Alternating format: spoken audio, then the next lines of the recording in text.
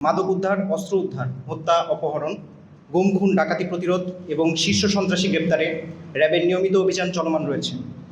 এরই অংশ হিসেবে র্যাব 15 অবৈধ অস্ত্র, গুলি ও ইয়াবা উদ্ধার অভিযান চালিয়ে যাচ্ছে।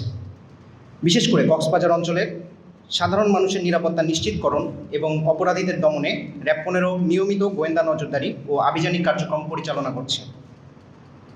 এরই ধারাবাহিকতায় গতকাল 13 মে 2026 রাত আনুমানিক 2230 ঘটিকায় র্যাব 15 CPC 1 টেকনাফ ক্যাম্পের একটি আভিযানিক দল গোপন সংবাদের ভিত্তিতে জানতে পারে যে একদল মাদক ব্যবসায়ী লবণের ট্রাকে করে ইয়াবার একটি বড় চালান চট্টগ্রাম সহ দেশের বিভিন্ন স্থানে পাচারের উদ্দেশ্যে টেকনাফের সাবরাং এলাকায় অবস্থান করছে।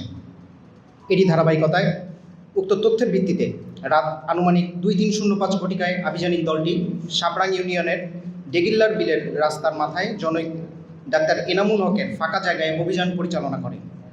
র্যাবের উপস্থিতি টের পেয়ে কতিপয় ব্যক্তি পালানোর চেষ্টা করলে অভিযানিক দল ধাওয়া করে মোহাম্মদ ইমরানুল ইসলাম ও নূর মোহাম্মদ নামের দুইজন মাদক ব্যবসায়ীকে 1 লক্ষ পিস ইয়াবা ও 100 মণ লবণ সহ আটক করতে সক্ষম হয়।